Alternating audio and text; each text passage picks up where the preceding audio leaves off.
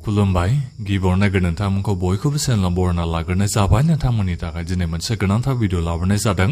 आसा खालामदों नोंथांमोना बे भिडिअखौ बयबो जोबजासिम नायलांग्रोनानै जोंहा दिनै थारिखआ जाहैबाय जुननि 20 तारिख। दा बेनिखायनो आं नोंथांमोननिसिम बे भिडिअनि गेजेरजों दिनै जुननि 20 तारिखनि मोना समनि माखासे स्किमफोरनि बागै गोनांथार आपडेट खोन्थाहरनो सानदों। जेरै नैबे दंफां गायनायनि 25,000 फैसानि बागैबो आं नोंथांमोननिसिम आपडेट खोन्थाहरनो सानदों। दा बेनिफ्राय नैबे अरुणोदय स्किमनि बागैबो आपडेट खोन्थाहरनो सानदों, फैसा सोनो नागिरनायनि बागै।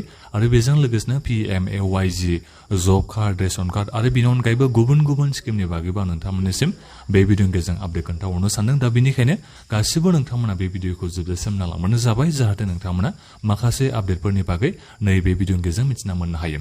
दा बेनिफ्राय आंनि नोंथांमोननिसिम मोनसे खावलायनायबो थाग्रोबाय। गिबियावनो गासिबो नोंथांमोना चेनेलखौ साबस्क्राइब खालामनानै लाग्रोलायनानै जाहाथे नोंथांमोना बेबादिनो स्किमफोरनि आपडेटखौ बे चेनेलनि गेजेरजों मोनबाय थानो हायो।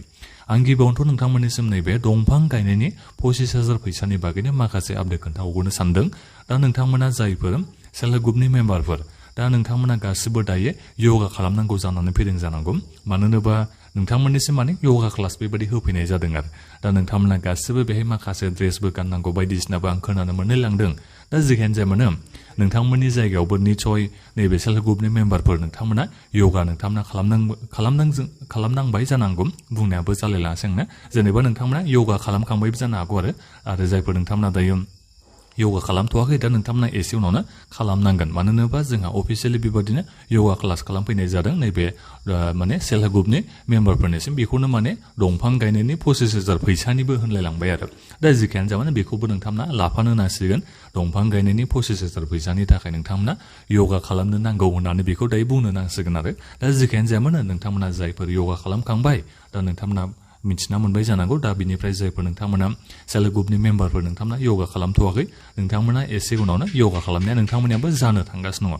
दा बेखौ नोंथांमोना मिथिना लाबानो जाबाय। बेखौनो दंफां गायनायनि 25,000 फैसानि थाखाय योगा क्लास खालामनाय जादों एबा योगा लानाय जादों। बेबादि नोंथांमोना बुंनायखाय आंबो नोंथांमोननिसिम जाहाथे मोजाङै नोंथांमोना खोथाखौ बुजिना मोननाय, बिनि थाखाय आं नोंथांमोननिसिम बेबादिनो आं बुंहरनाय जाबाय आरो दा बेथ' जाहैबाय दंफां गायनायनि 25,000 फैसानि आपडेटआ। दा बेनिफ्राय नैबे अरुणोदय स्किमनि फैसाखौ नोंथांमोना माब्ला मोननो हागोन? दा जोंनि नैबे आसामनि chief minister doctor Himanta Biswa Sharma बिथाङाथ' नोंथांमोननिसिम एनाउन्समेन्टखौ खालामना होबाय जे आगष्टनि 3-4 तारिखआव जायखिजाया बे मोननै डेटखौ बिथाङा बुंदों आरो अरुणोदय स्किमनि फैसाखौ नोंथांमोननिसिम सोना होगोन होननानै। नाथायबा नोंथांमोना जायखिजाया नैबे आगष्टनि 10 तारिखनि बिथोराव मोनगोनखौ आसाखौ लाबानो जाबाय। आरो बेजों लोगोसेनो माखासे सारप्राइज निउसखौबो नोंथांमोना एसे नेनानै थाबानो जाबाय नैबे अरुणोदय स्किमनि थाखायनो। मानो होनोबा बाजेटावनो नोंथांमोना गोबां मोजां मोजां रादाबखौ मोननो हागोन अरुणोदय स्किमनि थाखाय। दा बेनिखायनो आं नोंथांमोननिसिम बेखौ बुंहरखाबाय, नोंथांमोना जुलाइनि गिबि सप्तायाव गासिबो निउसफोरखौ नोंथांमोना नायबाय थाबानो जाबाय।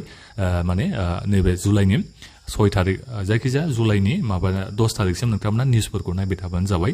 आरो आंथ' नोंथांमोननिसिम भिडिअ लाबोना खोन्थाहरखागोन नालाय, दा बेनिखायनो गासिबो नोंथांमोना चेनेलखौ साबस्क्राइब खालामनानै लाखा। मानो होनोबा अरुणोदय स्किमनि थाखाय जोबोद मोजां मोजां रादाब ओंखारना फैगोन। फैसा सोनायनि बाथ्राखौ बुंनो थाङोबा नोंथांमोना 3-4 तारिखआव मोनाबाबो जायखिजाया आगष्टनि 10 तारिखआव जेरैबायदि नोंथांमोना सिगांफ्राव मोनबाय थानो हायोमोन, थिग बेबायदिनो नोंथांमोना मार्चनि 10 तारिखआव आगष्टनि 10 तारिखहालागै नोंथांमोना मोनगोनखौ आसाखौ लाबानो जाबाय। नाथायबा नोंथांमोना सारप्राइज माखासे मोननो हागोन बायदि। दा बिनि बागै एसे उनाव जोङो मोजाङै मिथिना मोननो हागोन। दा मा सारप्राइज होनाय जाया बेखौ जोङो जुलाइ मासावनो मिथिना मोननो हागोन। आगष्टआव सारप्राइज मोनो ना मोना बेखौ। दा बेथ' जाहैबाय अरुणोदय स्किमनि फैसा सोनायनि आपडेटआ। बुंनायाबो बारा मोजां जालायलाङासै, भिडिअ बानायनायाबो दिनै जोबोद लेट जाबाय। दा जिखियानो जाया मानो दानिया आं नोंथांमोननिसिम नैबे PMAYG सरकारि न'नि बागैबो माखासे आपडेट खोन्थाहरनो सानदों। बेलेगाव जोंहा गोबां सार्भे खालामनाया जाफिनबाय थादों, भेरिफिकेसन खालामनाय बेबायदिया जोंहा हाबाफारिया जाफिनगासिनो दङ। जोंनियावबो जादों, आं नोंथांमोननिसिम दाख्लैनो खोन्थाहरखादों। दा बेनिखायनो जायफोर नोंथांमोननियाव खालामफैखांबाय नोंथांमोना निसय मिथिना मोनखागोन भेरिफिकेसन खालामफैनायखौ, मनिटरिं खालामफैफिननायखौ। दा बिनिफ्राय आरोबाव जाबावगोन, नोंथांमोना बेखौ एक्सपेक्टखौ लाखाबानो जाबाय। नोंथांमोननिसिम न'आव आरोबाव फैबावगोन, नोंथांमोननिसिम भेरिफिकेसन खालामफैगोन, न'फोरखौ नायफैगोन। नोंथाङा PMAYG न'खौ नोंथाङा मोनथावना मोनथावा, सरकारि न'खौ नोंथाङा मोनथावना मोनथावा, आरोबाव बेखौ बिथांमोना नायफैफिनबावगोन।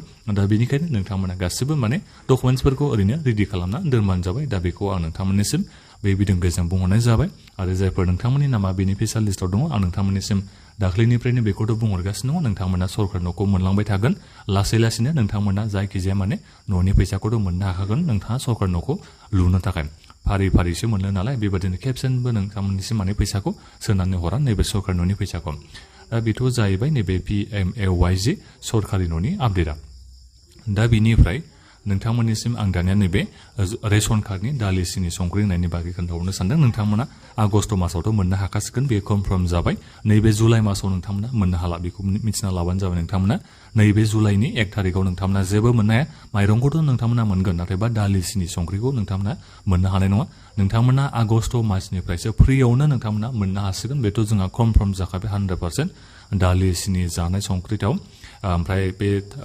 जानाय थावा 1 लिटार बेखौ नोंथांमोना फ्रियावनो मोननो थांगासिनो दङ फ्रियावनो नोंथांमोना मोननो हासिगोन 100 नोंथांमोना फैसा होनानै नैबेखौ बायनांगौनि गोनांथि जानाय नंला दा बे जाहैबाय दा बिनिफ्राय रेशन कार्डनि जायफोर गोदान एप्लाइ खालामनो सानदों साननैसो नोंथांमोना नेबावदो बाजेटखौल' नोंथांमोना जोबनो होदो बिनि उनाव नोंथांमोना रेशन कार्डनि थाखाय बयबो एप्लाइ खालामनानै लानो हागोन दा बिनिफ्राय जब कार्डनि मुलाम्फानि बागैथ' आं नोंथांमोननिसिम खोन्थाहरखाबायनोसै जुलाइनि 1 थारिखनिफ्राय जोंहा जे स्किमआ जोंहा इमप्लिमेन्ट जानो थांगासिनो दङ दा बेनिखायनो जायफोर जब कार्डनि थाखाय गोदान एप्लाइ खालामनो सानदों आंबो नोंथांमोननिसिम बेखौनो खावलायहरनाय जादों जुलाइनि 1 थारिखनि उनाव नोंथांमोना जब कार्डनि थाखाय गोदान एप्लाइखौ खालामबानो जाबाय दा बिनिफ्राय जे स्किमनि जे नोंथांमोनाथ' गोबां मुलाम्फा मोनगोन सरकारा जेरैबायदि नोंथांमोननिसिम खोथा होदों दा बेखौ मोनोबा जोबोद नोंथांमोननि थाखाय मुलाम्फा गोनां जागोन नाथायबा जुलाइनि 1 थारिखनि उनावसो जों बेखौ मिथिना मोननो हागोन नोंथांमोना 125 दिननि थाखाय खामानि मोननो हागोन हाया जुदि खामानिखौ नोंथांमोना मोननो हायोबा बोसोरसेयाव नोंथांमोना 40,000निबो बांसिन फैसाखौ मोननो हागोन 125 दिननि थाखाय नोंथांमोना जुदि गेरेन्टि बोसोरसेयाव खामानिखौ मोननो हायोबा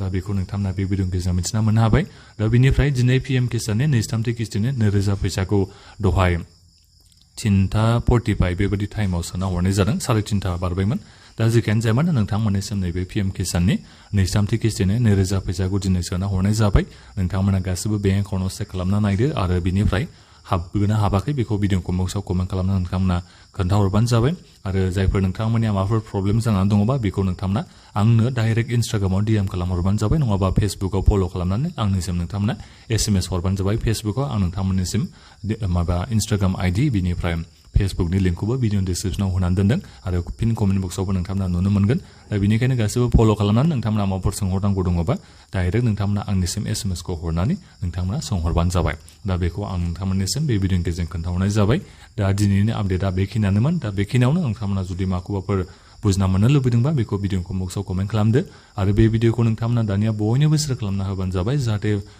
माने माखासे आपडेटखौ गासैबो बिथांमोना मिथिना मोननो हायो दा बेखिनियानोमोन गोजोन्थों